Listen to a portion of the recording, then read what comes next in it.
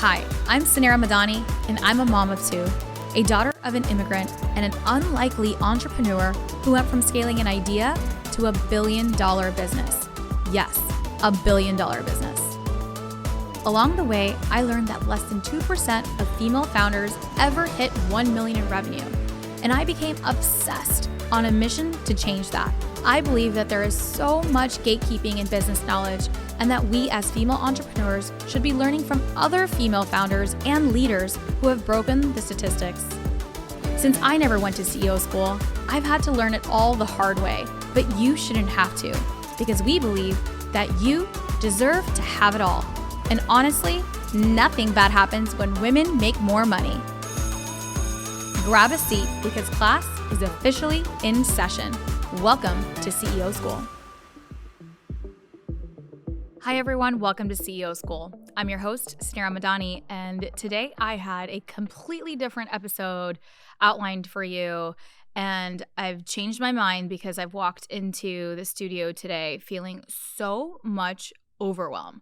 I don't know about you, and I know you're probably all going to feel exactly what I'm feeling, but this summer, there's so much stuff. I felt like I imagined summer to be slow, and this was going to be this was the first summer that I had that I'm not full-time, or what I considered full-time working, right? So where I don't have my day-to-day at Stacks anymore, and that is completely off my plate. I was still managing CEO School.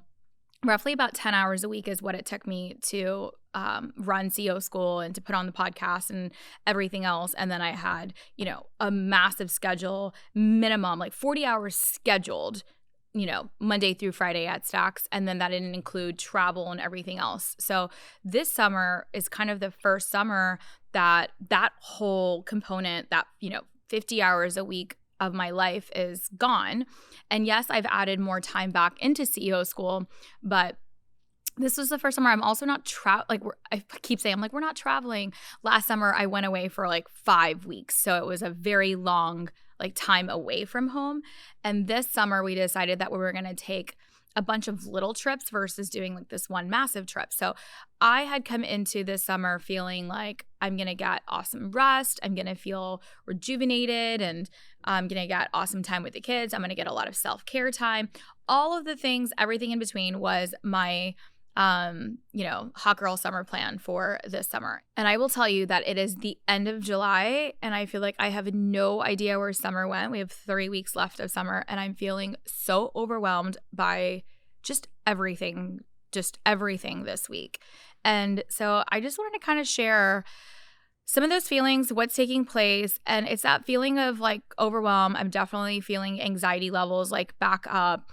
I am definitely feeling this lack of support for some reason, and just feel like there's a million things on my to-do list and none of it is getting done. And so I really wanted to share kind of how I'm tackling this overwhelm right now, and to remind myself of what I need to be doing to tackle it. Because I will tell you, when, I would say just last year, my life was completely different with the million things that I managed on my plate. So when I look at it, I'm well, I shouldn't feel this overwhelmed as I am because I managed a lot more.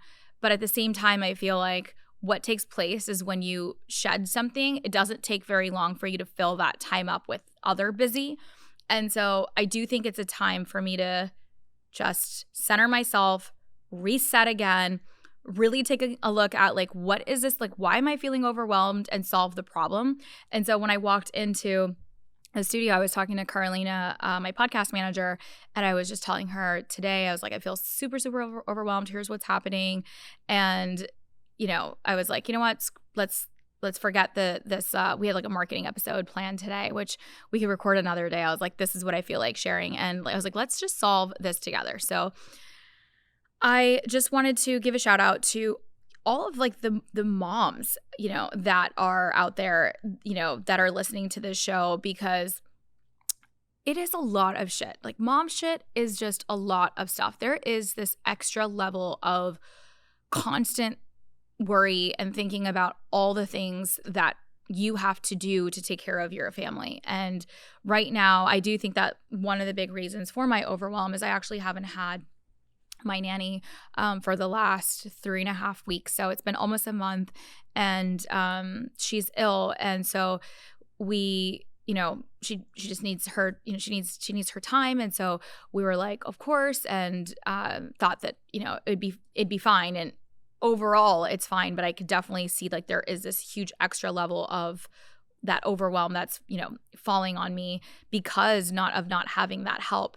And I really do feel for all the moms who don't have that help consistently.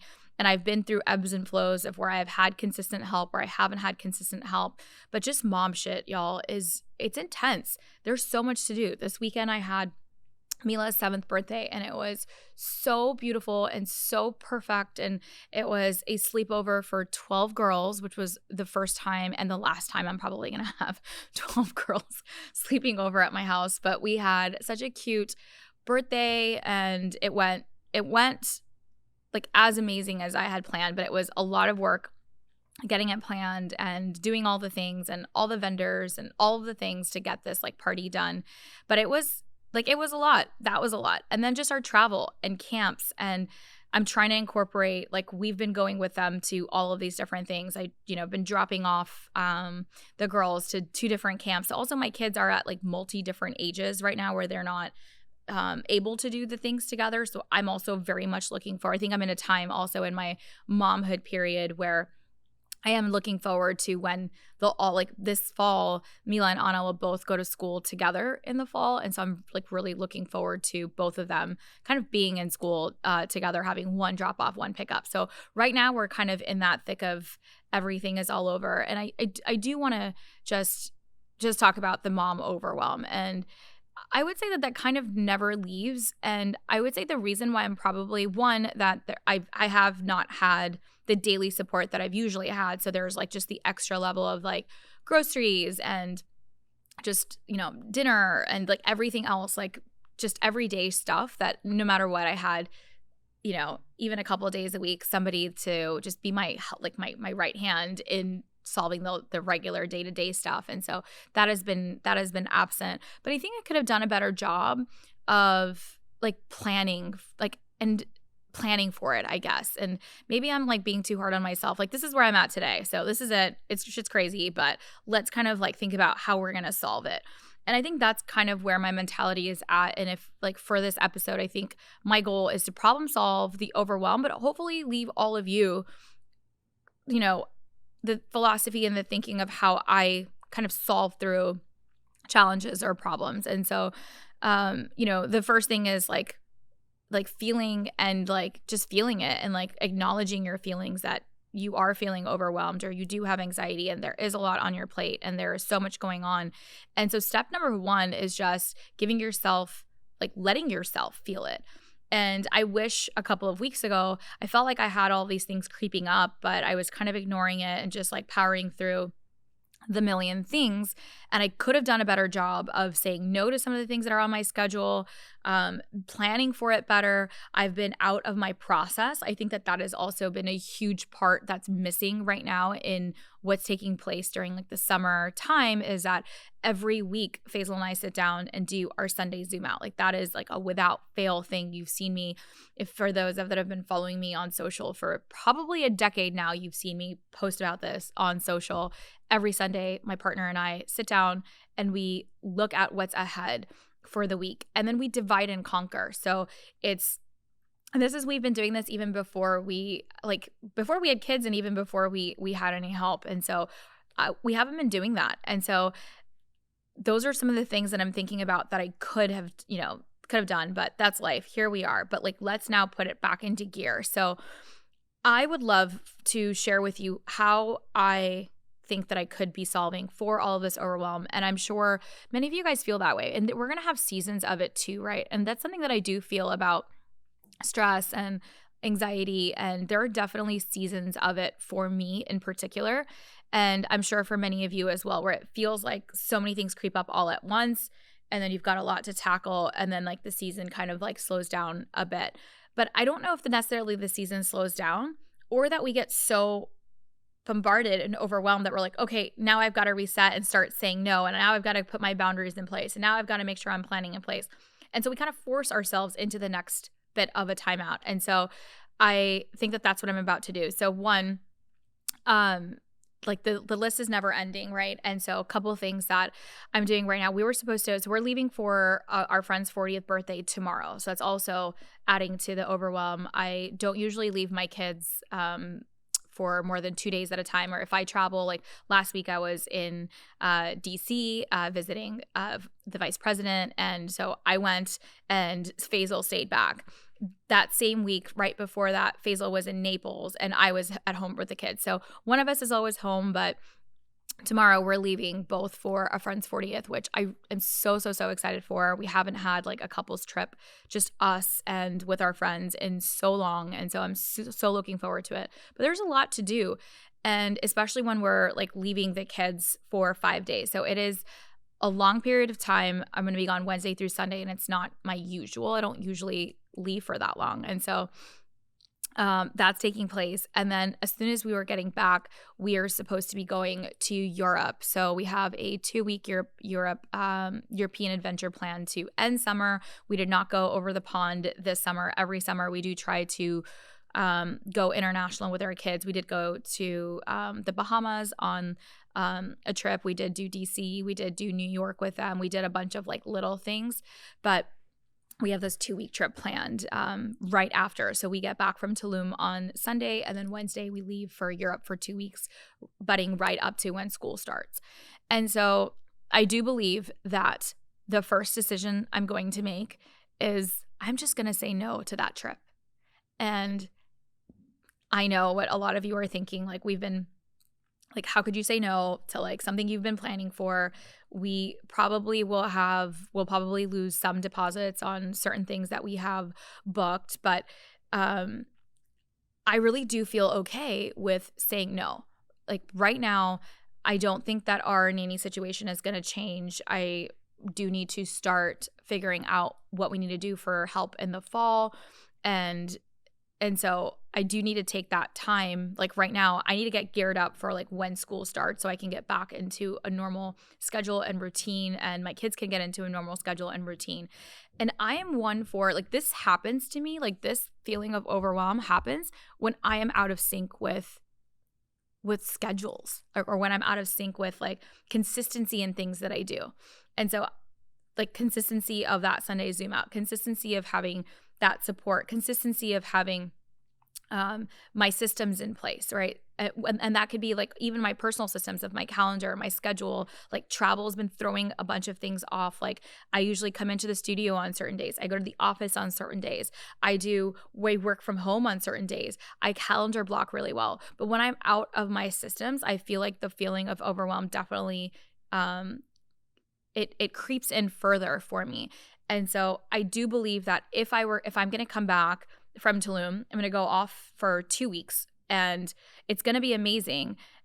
However, I do feel like I'm going to come back to more overwhelm, and I do not want to start the school year with all of this overwhelm and then figuring out all of this stuff for my life. And so I would rather first and foremost just say no. And so I think that's the first thing that I'm going to do. Faisal and I kind of talked about it last night because of all of the stuff that's going on. And so we are going to probably, I would say like 99.9% say no to the trip and take these next 2 weeks. And we'll probably end up doing something like we still want to do something for the kids and do our like family little vacation before we head off, like before school starts. So I'll probably look for something that is really easy to get to, probably Bahamas again or Mexico or something super easy, like something that we can like fly over, go pick a nice resort that has like every single thing like done. I don't have to think, I don't have to do whatever, and go get like 4 days of R&R with the kids. I think that is like what we need as a family more than the like crazy European adventure. And Europe will be there. We are very fortunate and very blessed, and we have Thanksgiving planned in Europe already. So I feel like we have plenty of that to look forward to. But saying no is something that is is like step one that I have to do. And that goes to like when you're feeling overwhelmed, like take a look at what's on your plate. Take a look at what you have. And it's okay to say, even if you've invested a ton of time, even if you've invested a ton of dollars, and this applies to work as well, right? This is work and life. Even if we've invested time and dollars into it, what is my cost? Like, it's going to cost me more thereafter if I don't say no. Like, I don't want to be like super exhausted, overwhelmed, feeling like I'm not even going to get to enjoy the trip with all of the things that are taking place. And so, like, that's a sunk cost almost, even in business, right? So there, you have to be willing to like walk away from things. And so I just wanted to share that with you. I'm going to say no, and that is totally okay. And we're pretty good about putting things on like the right like cards and like on American Express. And every time I buy, anytime we travel, my travel schedule changes so much, even up until the last minute. So I'm always paying that extra for like travel insurance and all of that. So like, big tip for entrepreneurs, like just pay the little bit of extra so that you have that flexibility as well, right? And sometimes even when we're like doing things in the moments, like sometimes we just don't know. And I would rather have that insurance to like always be able to fall back on. And now I've kind of found myself, like I know myself more. Like we've done this a few times where I've done this plenty when it comes to my business trips and other trips and schedules just changing. And so I always opt in for every insurance and every like protection that I can so that I have that ease of mind that I can do it. And so tip like moving forward, like for those that don't do that and you are entrepreneurs, you are mothers, life is super, super crazy. Like just get that little bit of extra insurance policy so you're not like feeling stuck, right? So number one, I'm saying no. And then two, I think like the first thing I wrote down is like, I was like, how to solve. And I'm like, I just wrote, I don't think there's a perfect solution. So I do want to share that with all of you that I don't think there is a perfect solution when there is a lot going on. There's a million things like that. There isn't a perfect solution. And so I think we also have to be okay with some things just like not getting done or not being perfect and just taking them off the to-do list and putting it onto a shelf and putting it on into a parking lot. And this goes to like what's happening like right now, the overwhelm that I'm feeling. It's not just obviously like there's the family component of it, but in business right now, like we have so much stuff happening at CO School. It's super, super exciting. We have a retreat coming in August 23rd to the 25th. I invite all of you to come join us. We have 20 seats for the retreat. Send me a DM right away if you want to come. I'd love to host you. So we have that coming in August. We have a big event that's happening. And then we're opening up doors to our accelerator, which is our 12-week CO School program that I do it twice a year. And so that's going to be opening up in the fall. And so I've got that launch to kind of prepare for. And then we have got like regular day-to-day, right? And so that's what's happening here at CO School. And then in the rest of my world, I'm also like I've got so much happening on like a PR end. I've got a lot of speaking engagements this fall, and I'm so excited for them. And I'm not just saying yes to anything. I'm speaking at some of like the greatest stages, and I'm so excited. I'm going to the Inc. conference. I'll be speaking at the Inc. 5000 conference. I'll be speaking at Forbes 30 Under 30 conference. I'll be speaking at the Fortune conference. I'll be speaking at the JP Morgan conference. I'll be speaking at Web Summit in Lisbon. I'll be speaking at like the Women Connect conference. I'll be speaking in Scottsdale, Arizona at the Women's Trust conference. So I've got some I'm so excited for this speaker, like this like season of my life that's coming.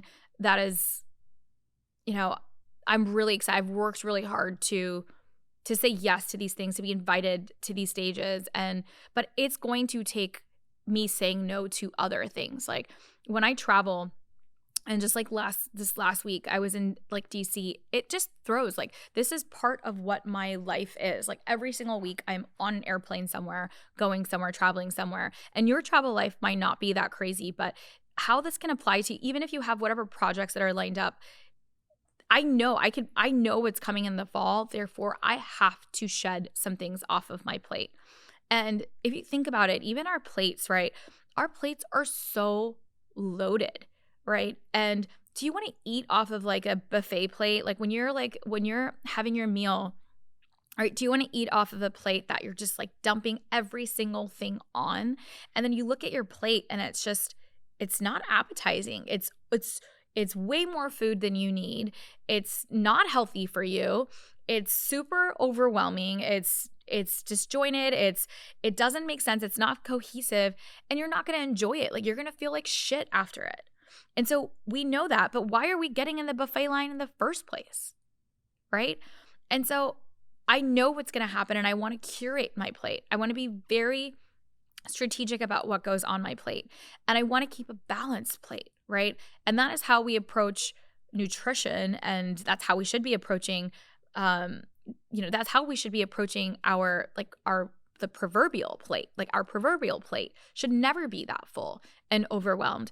And so I do think that I need to like skip the buffet line this fall and make sure, okay, here's what's coming up ahead. So I've got a pretty busy fall speaking schedule lined up, which means that travel is going to happen, which means that I do have to prioritize support at home, because I'll still be traveling for only about 2 days for each of those different things.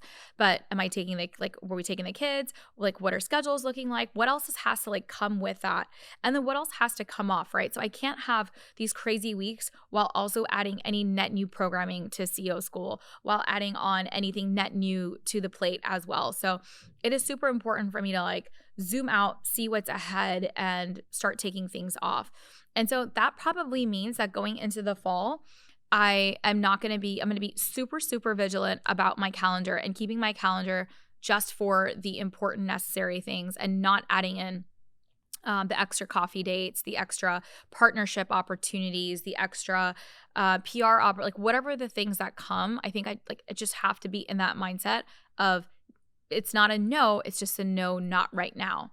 And that's the thing I want to show you guys. It's like, when I finally learned to embrace the word no, it's the most powerful word in my CEO vocabulary. It's not a no, it's just a no, not right now, right? And what we have to learn to be able to, we can put it on the shelf, right? And it doesn't mean we're never going to come back to the shelf or come back. We could put it in the parking lot.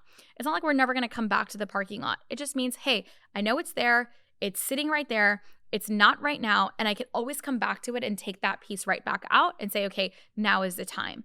And so for those that I grew up in an environment that, where I've definitely grown up to like say yes to opportunities, say yes to things. I'm an immigrant kid. Like, this is just part of like my DNA. I'm a people pleaser. I'm a yes person. I tend to want to make everybody happy. And so the word yes usually comes out first.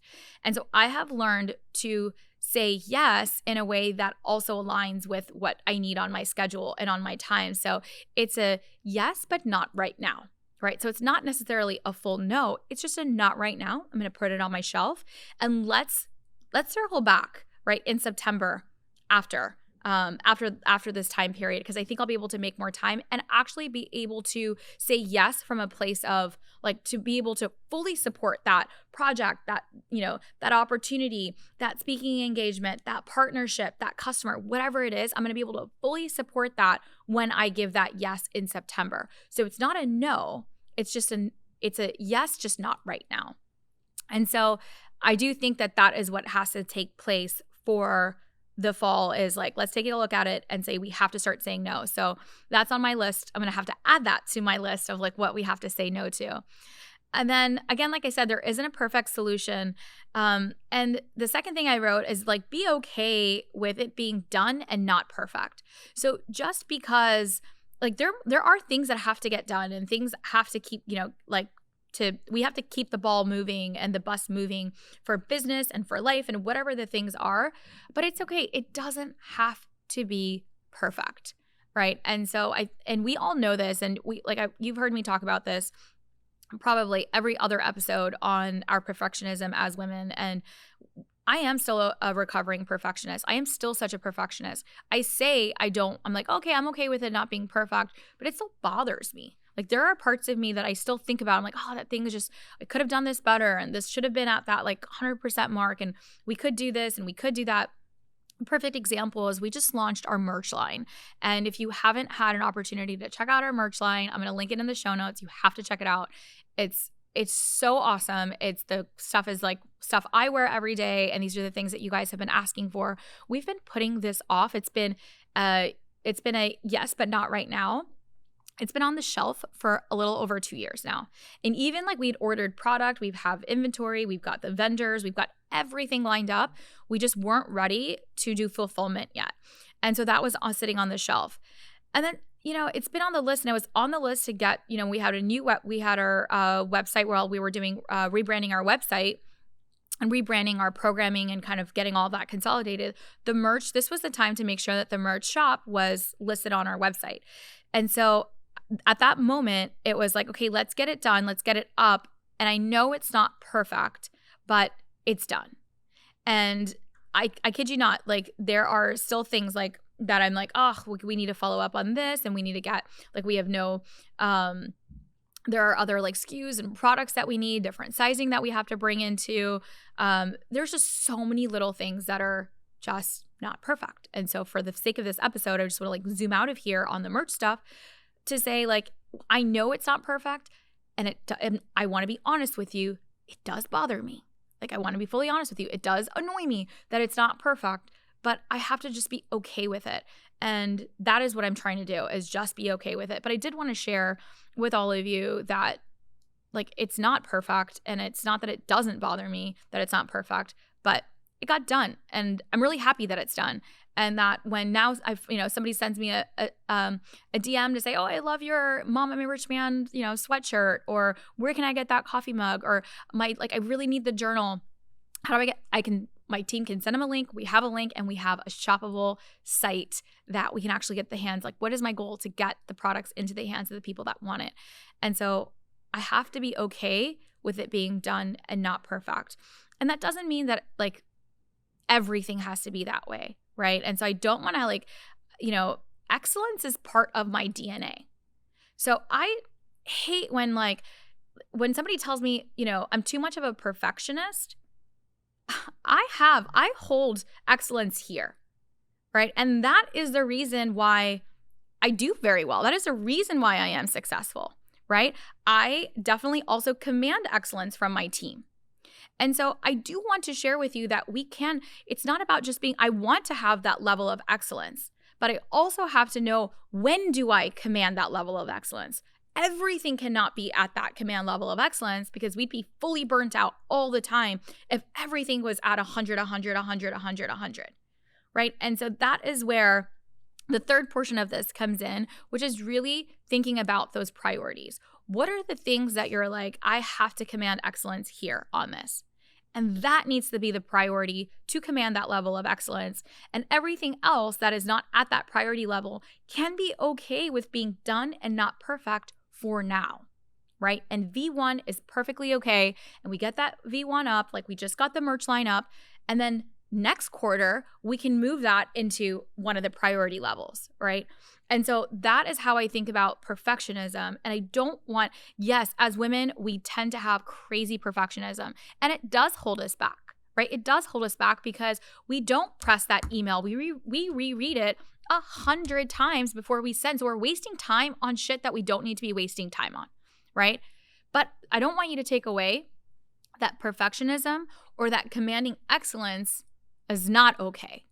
We just have to choose and prioritize what are the things that we are going to demand that excellence from, or need that level of excellence in like 100 out of 100, or that perfectionism or close to perfectionism. It can't be all of it.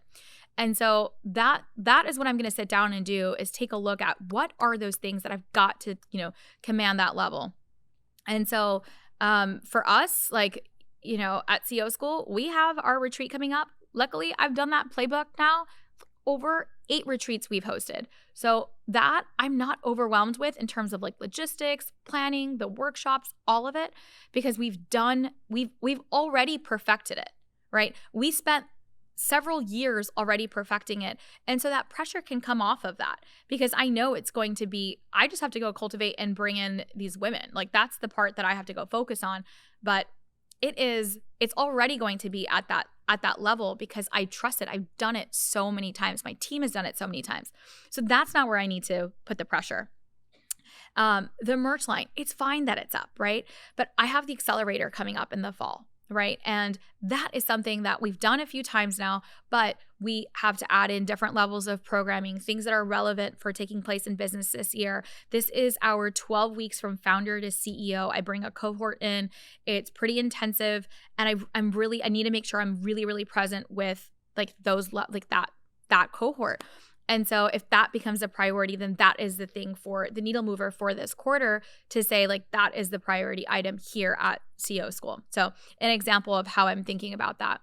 But being okay with things being done, not perfect, and it's totally okay to have the ones that you want to prioritize.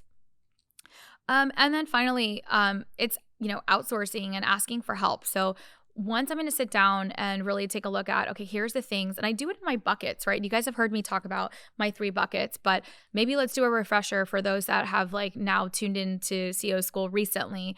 I believe that we can only have 3 major priorities in our life at any given point.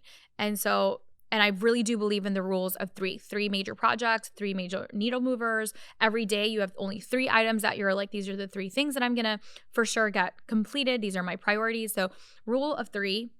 And just like that in life, we have our 3 buckets. And you decide, what are your 3 buckets? For me, my number 1 bucket is my family.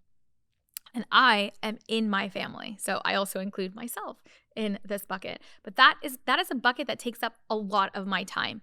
And there is no such thing like where this like bucket principle comes from is because I was so tired of being asked in interviews like how I strike like work-life balance. And I hate to break it to everyone, there is no such thing as work-life balance. It's just work-life integration. And how I have found work-life integration to work is by my 3 bucket principle. So you decide what are your 3 buckets and you fill those buckets every week, right?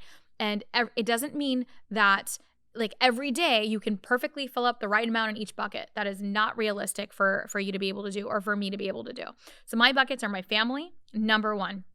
And I'm also in my family, right? So I'm in that bucket.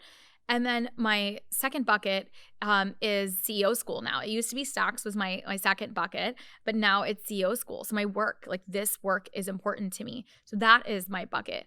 And then your third bucket, right, can be, it used to be Stacks, CEO School, and my family. Those were my 3 buckets. And this third bucket that I have is now my, speaking and my personal brand and all these amazing, getting this book deal. I have so much exciting stuff that's happening in this, mission work that I'm working on.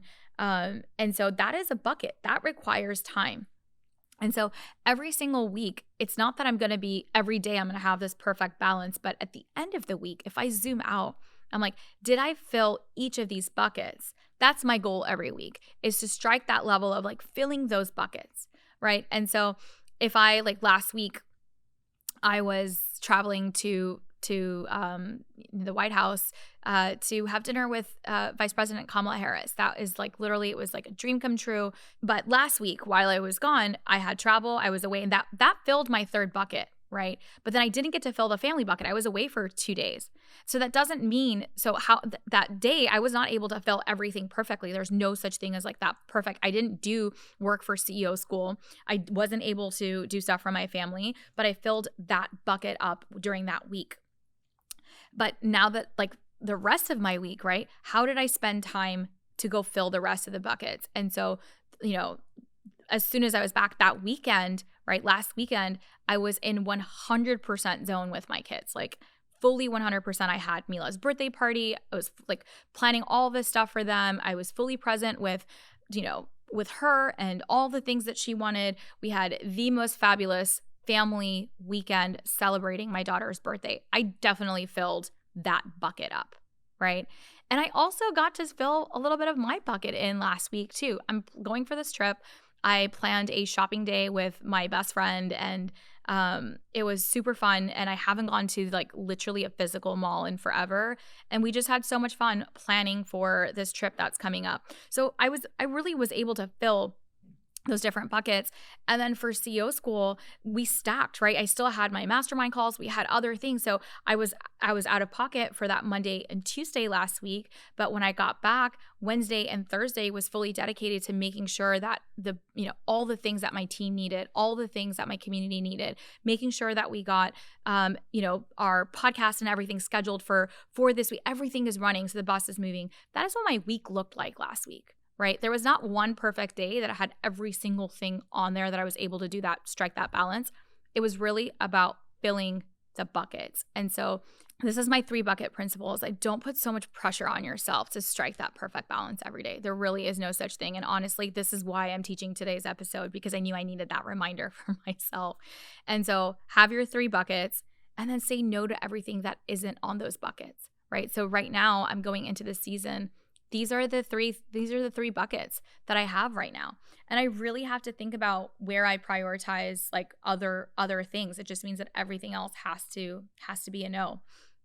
And so that is what I'm going to do. And I encourage all of you to really take a look at your what's happening in the fall, right? What are your 3 buckets? Oh, we hosted Thursday. I remember what we did. We did a quarterly planning workshop for CEO school. It was such a great CEO school day. So I did, even with all the stuff, stroke that work-life integration through all of it. All right. So one, I had said just, I don't think there's a perfect solution. We have to be okay with it being done and not perfect, learning to say no, prioritizing our buckets and our top 3 priorities, and then outsourcing and asking for help. I do think that piece of it is important. Once you kind of have your list, all the things that are up ahead. What do you actually need help with? Like sit down, what do you actually need help with? Where do you feel like you're struggling the most, right? And I know where I'm struggling the most right now. I struggle the most in balancing my home life with my work life and all the things that are taking place. So I know I have to prioritize that, and I have to figure out how I can ask for help, right? And how I can make sure, I did not ask my partner for help the last couple of weeks. We've been kind of on our different schedules. Faisal and I have not done our Sunday Zoom out. I have not expressed to him that I'm feeling overwhelmed, that there's a lot going on. I've been like, yeah, I've got it. Oh yeah, no worries. I could drop and pick up and do this and do that. And don't worry, I've been cooking every single night. I don't need to cook every single night, right? It's okay that we can order in, or maybe this week we do sunbask. There's so many ways to outsource and think about how we can find support without it actually being I need someone else to do it. And so I want you to really sit down to think about, what is it that you need help with? What is it that is actually being the driver? So overwhelm and this feeling that I'm feeling, it's this overall feeling, right? But if I actually break it down and I sit down, what are the things on my list? What is actually causing me to feel so overwhelmed today, right? And I sit with that and I journal that. And I write down, here are the things, or here's where my stress is actually, here's what this would be really helpful. Or here's what I have to take off. If I take that off, will I still feel overwhelmed? Am I not asking for help? Am I not outsourcing that? Once I figure out what are the things, then we can find solutions. I think what we try to do is we're doing and problem solving at the same time. And we just don't give ourselves space at all. And sometimes all we need is a little bit of space. And today, when I literally walked in and I saw my friend, and when I see her, I usually tend to just dump all of my things, and I'm here's all the things that are happening. And then I got emotional, and I'm actually, I'm not okay. Somebody asked me after so long, because I've been going, how I'm doing. And I'm actually, I'm feeling exhausted. And now all I needed was to not do that episode and just to I need to have the space. I need to sit down and say, here's the things that I actually need, and then we'll go solve for them. And for every problem, there is a solution. That is what we're good at. As entrepreneurs, we're so good at solving problems. That is why you are successful. The only thing that you need to be successful in business, and it applies to life, is you have to have the ability to think and problem solve, right? If you could be a strategic thinker and you're the one that comes up with the solutions. That's why you're the disruptor. That's why you're the one that's coming up with something innovative. You're the one that comes up with solutions. Other people just complain, right? They're not entrepreneurs, right? You're an entrepreneur. You come up with solutions. And so that is one of our biggest superpowers, yet we don't apply it to our lives, right? I apply it so easily to business. You give me a business problem today, I'm like, boom, boom, done, done, done. Why am I not applying that in my personal life? And so let this be a reminder today that our principles in business, especially here at CEO School, we need to translate those, and I need to translate those into my personal life, which I tend to do. But when I'm out of my systems and when I'm out of my processes, this overwhelm feeling comes over, and it's okay. But all we need is just a little bit of space to sort it all through. So that's what I'll be doing is I'm saying no, I'm not going on the trip.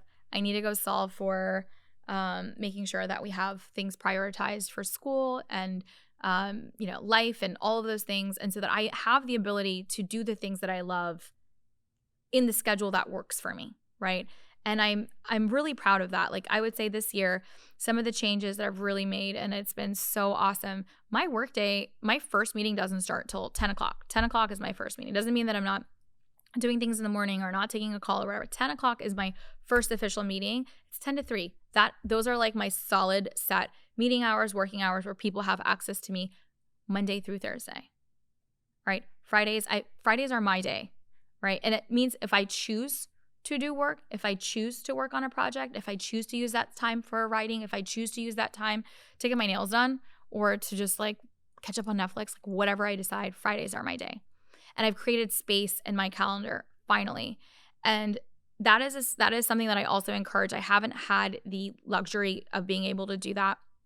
And I would take that back. I think I did have the luxury. I think I wasn't confident in some part of it. I had some fear that was holding me back from actually taking those actions, when I did have that, when my schedule was crazy. So I do believe that it is in each of our controls. And that's the reason why we became entrepreneurs in the first place, right? Freedom of time, freedom of dollar, and freedom of impact. Like those are the 3 reasons why I chose to leave my corporate job to do what I'm doing, is because I wanted to have those freedoms.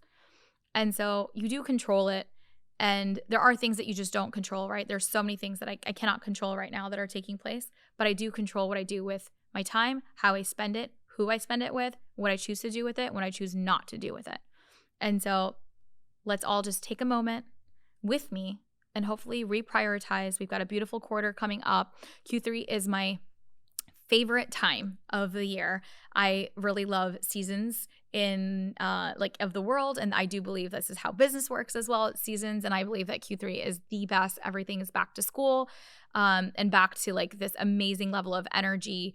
And when I say back to school, I'm talking CEO school, and we're there's just a lot of amazing things taking place in work, and just the fall is my favorite time, and it is also my birthday. So September 21st, the first day of fall, is my birthday, and I do believe that is not that's for a reason too. So I do love Q3, and I'm excited for an amazing Q3. And so I'm actually grateful today that I am overwhelmed and that I'm able to take the time to acknowledge it, feel it, and problem solve for it. So that's what I'll be doing. If you enjoyed today's episode, let me know if things resonated with you, or if you're feeling the exact same way and you just want a friend to say you're not crazy. Just send me a note, screenshot this episode, tag me, leave me a review, leave us a review down below. That is how we grow, and we want this message to be for like every entrepreneur and every woman out there who needs to hear this. So share this with your friends today, and I hope that you are calm, with ease and abundance going into the fall. And that's the energy that hopefully I'll be bringing for all of you as well once I kind of get all of this sorted. So thanks for spending your morning with me this Monday morning. I'll see you next week at CEO School.